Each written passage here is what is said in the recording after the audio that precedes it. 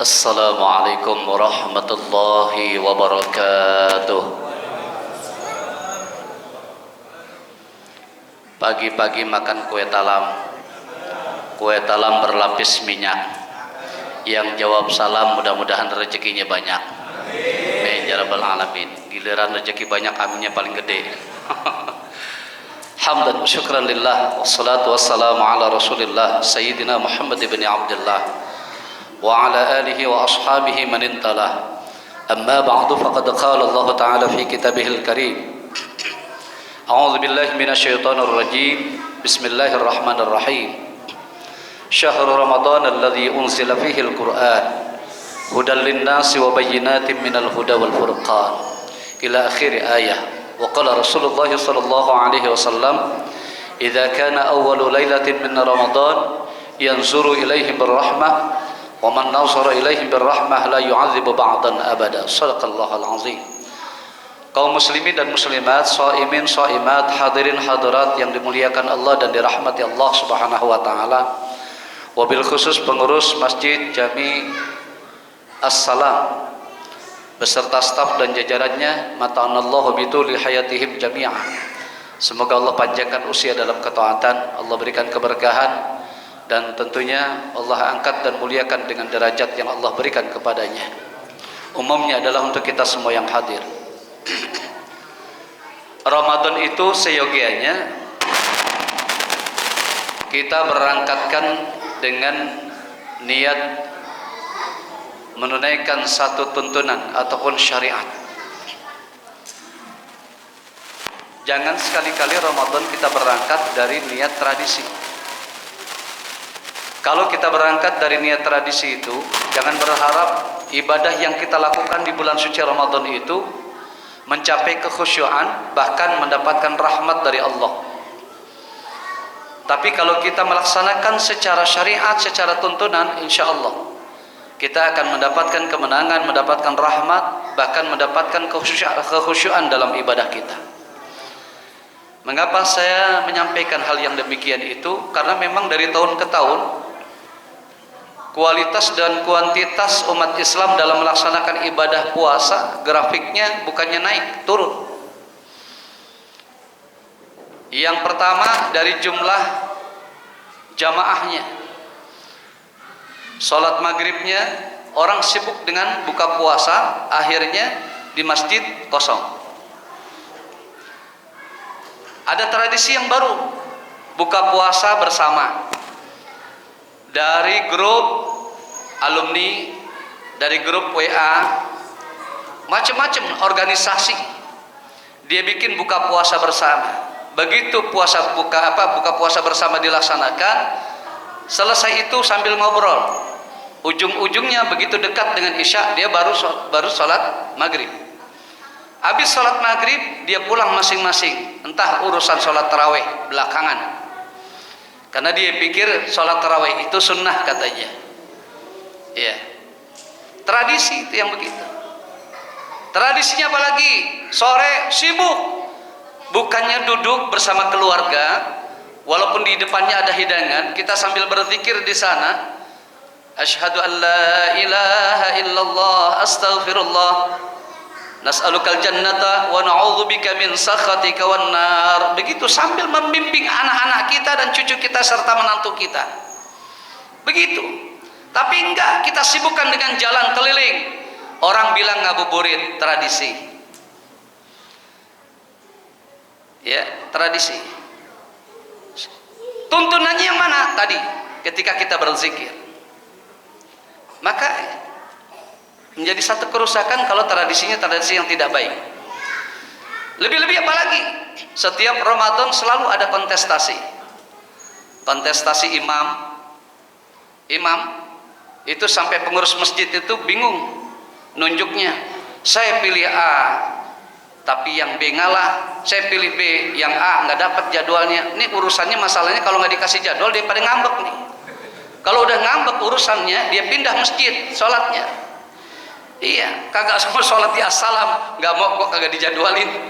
Udah begitu apalagi kontestasi keimaman, tidak lagi melihat selektivitas daripada bacaan Al-Quran.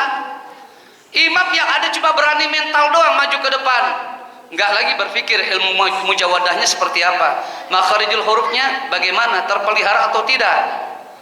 Kadang-kadang kita miris sekali, imam berani tampil makharijul hurufnya susah, astagfirullahalazim dibaca astagfirullahalazim, ajim, ijajah nasrullahi wal fath, huruf fa dibaca p, pat. Ini kan rusak bacaan begini. Tapi itu menjadi ajang kontestasi setiap Ramadan itu. Jadi kerusakan itu. Jangan pernah berharap kemenangan, rahmat dari Allah. Nah hadirin, yang ingin saya sampaikan bahwa Ramadan itu memiliki nilai kemuliaan. Yang mana kemuliaannya? Singkat saja. Yang pertama, Ramadan dikenal dengan syahrul ibadah, bulannya ibadah. Syahrul Ramadan dalam riwayat lain limazra'atil ibadah wa limazra'atil ulumiyah, ladang kita untuk beribadah dan ladang kita untuk menuntut ilmu.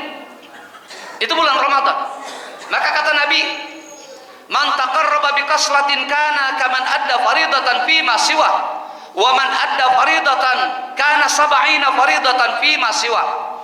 Siapa di kalangan umatku itu yang melaksanakan perkara yang sunnah, maka Allah akan membalas pahala 1 kali wajib. Dan siapa di kalangan umatku itu melaksanakan perkara yang wajib, Allah akan membalas pahalanya 70 kali lipat pahala yang wajib. Allah kasih fasilitas buat kita. Alasan apa kita untuk tidak mengejar fasilitas itu yang membawa kita kepada jembatan surga Allah Subhanahu wa taala? Yang kedua, Ramadan dikenal dengan syahrul maghfirah. Idza kana awwalu lailatin min Ramadan yazuru ilaihim birrahmah wa man nazara ilaihim birrahmah la yu'adzibu ba'dan abada. Hadis ini juga yang menanggapi, yang menentang bahwa ada riwayat yang mengatakan Ramadan terbagi 3 fase. Ini nggak ada sebenarnya. Ada orang mengatakan Ramadan terbagi 3 fase. Fase pertama 10 hari pertama yaumur rahmah, 10 hari kedua yaumul maghfirah, 10 hari ketiga yaum itqum minan nar. Tidak ada yang begitu riwayatnya. Andainya ada, hadisnya maudhu. Kenapa disebut hadis maudhu, hadis palsu? Karena di dalamnya ada perawi, orang yang meriwayatkan hadis itu sebagai salah satu pendusta. Walaupun tidak setiap saat dia berdusta, hanya sekali 2 kali dia berdusta, maka sudah celah itu hukumnya dari hadis itu sendiri. Dikatakan oleh Nabi, idza kana awwalul lailatin min Ramadan, apabila datang malam pertama bulan suci Ramadan, yanzuru ilaihi birrahmah, Allah memandang hambanya umat Nabi Muhammad itu dengan kasih sayangnya. Udah datang masuk ya, yaumur rahmah. Malam pertama sudah mulai. Malam pertama sudah mulai yaumur rahmah. Yanzuru ilaihi birrahmah.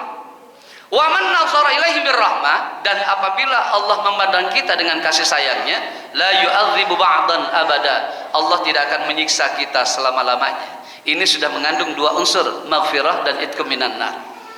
Jadi masalahnya 3 fase itu sudah ada dari malam pertama sampai malam terakhir. Bagaimana untuk mendapatkan rahmat dari Allah? Konsekuensi kita, keistiqomahan kita dalam ibadah dan menancapkan keyakinan kita kepada Allah Subhanahu wa taala.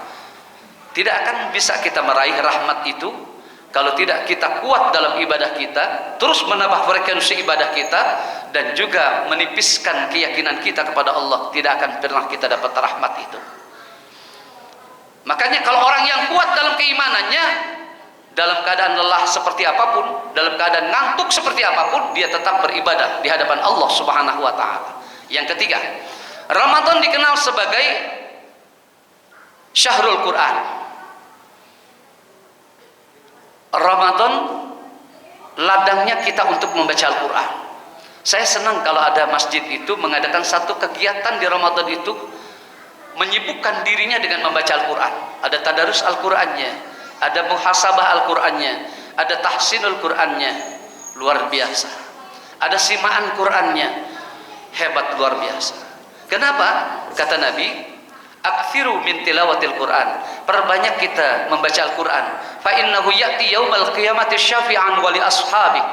Nanti Al-Qur'an di yaumul qiyamah bukan hanya Nabi sallallahu alaihi wasallam, tetapi mukjizat Nabi yang besar berupa Al-Quran akan memberikan syafaat buat kita dan keluarga kita. Ini kita enggak, Al-Quran cuma jadi hiasan doang di lemari, di bupet-bupet. Udah gitu ditambah debu hiasannya. Iya, umat Islam. Kalau giliran Al-Quran itu dihina sama orang di luar, orang Yahudi, orang Nasrani, marahnya nomor satu kita. Padahal baca mah kagak pernah. Iya, baca kagak pernah, bisa juga kagak bisa baca Al-Quran. Nggak pernah mau baca Al-Quran. Lemah kita.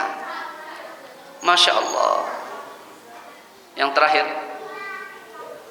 Ramadan dikenal dengan syahrul jihad, bulan berjuang kita. Yang namanya berjuang, berperang itu tidak hanya mengangkat senjata, tapi kata Nabi, raja'na min jihadil asghar ila jihadil akbar. Kita baru saja kembali dari peperangan kecil menuju peperangan besar. Sahabat bingung, ya Rasulullah, kau katakan ini peperangan yang kecil, sementara jumlah kita begitu banyak, bahkan musuh kita pun lebih banyak. Dan kita, dari kalangan kita, banyak sahabat-sahabat kita yang gugur di medan peperangan. Kau katakan ini masih peperangan yang kecil ya Rasulullah. Lalu peperangan yang besar yang akan kita lalui apa ya Rasulullah? Kata Nabi, jihadun nafas, jihad melawan hawa nafsu. Dalam hadis lain dikatakan, manit takhadhahu ila hawa. Berapa banyak orang yang menjadikan hawa nafsunya sebagai Tuhannya. Baru dikasih kaya sedikit udah luar biasa sombongnya. Iya, sekalinya jalan kagak mau nginjak tanah, saking sombongnya. Iya, jinjit. Baru dikasih jabatan, tuh, ya, jabatan gubernur, jabatan apa saja pokoknya. Wah, sombongnya udah bukan main. Pengennya disamperin, pengennya dihormatin terus. Hati-hati saudara. Nah, yang terakhir, di Ramadan ini kita banyakkan istighfar sebagai bahan muhasabah kita. Kenapa? Orang yang beristighfar itu lebih mulia ketimbang orang yang bertasbih. Dalam hadis kursi dikatakan, la'aninal mudhnibina ahabbu ilayya min sajlil musabbihin. Suara jeritan tangisan orang yang meratapi dosanya lebih aku cintai, kata Allah. Lebih aku cintai ketimbang suara gemuruhnya orang-orang yang bertasbih. Bapak datang ke masjid bertasbih, subhanallah, subhanallah, subhanallah, alhamdulillah, alhamdulillah, alhamdulillah. Ada satu jamaah kita, setiap datang ke masjid dia menangis meratapi dosa dia. Ya Allah, betapa dosa saya besar dan banyak di hadapan-Mu ya Allah. Aku pun terlalu sibuk dengan dunia ini, sehingga aku mengecilkan waktuku untuk selalu beristighfar, memohon ampun kepadamu. Ya Allah, mata ini selalu melahirkan maksiat, tangan ini juga menghadirkan maksiat, langkah kaki ini selalu menuju kepada maksiat ya Allah. Berapa banyak dosa yang aku lakukan ya Allah, sebegitu besar, aku tak sanggup ya Allah. Oleh karenanya malam ini di tempat yang mulia ini aku mohon ampun kepadamu. Itu Allah lebih suka ketimbang orang yang bertasbih. Ya, kalau kita bisa melakukan itu, baru kita bisa mengikat setan. Wasufidatis syayatin. Ya, setan jauh-jauh hari sebelum manusia diciptakan, Allah sudah ciptakan itu yang namanya jin, iblis, setan, tuyul. Allah diciptakan udah jauh-jauh hari. Cuma Allah ciptakan lagi setan yang baru di zaman era modernisasi. Allah ciptakan lagi setan yang baru. Mana? Setan gepeng. Setan gepeng, tahu setan gepeng? Iya, tuh anak kita tuh bangun tidur HP. Iya, mau tidur HP, mau makan HP, bangun apa setelah makan HP, mau mandi HP, habis mandi HP. Sibuk dengan HP. Anak sibuk dengan HP, mbaknya sibuk lagi dengan HP, babanya sibuk lagi dengan HP. Udah habis di urusannya. Nggak ada pendidikan karakter agama di dalam rumah tangga itu. Seperti neraka. Kaya sih boleh kaya, tapi suara Al-Quran nggak pernah ada di rumah itu. Kata Nabi kan, nawiru buyutakum bitilawatil Quran wassalah. Berikan cahaya kepada rumah-rumahmu itu dengan bacaan Al-Quran dan sholat. Nggak pernah. Kenapa? Emaknya sibuk dengan HP, bapaknya sibuk dengan HP, anaknya lebih sibuk lagi dengan HP. Dah, semoga ini bermanfaat buat kita semua, wabil khusus buat diri saya pribadi, dan menjadi satu bahan muhasabah buat kita semua. Terima kasih. Inna ahsanal kalam wa abyanan nuzam kalam Allahul malikul alam dzil jalali wal ikram. Wassalamu alaikum warahmatullahi wabarakatuh.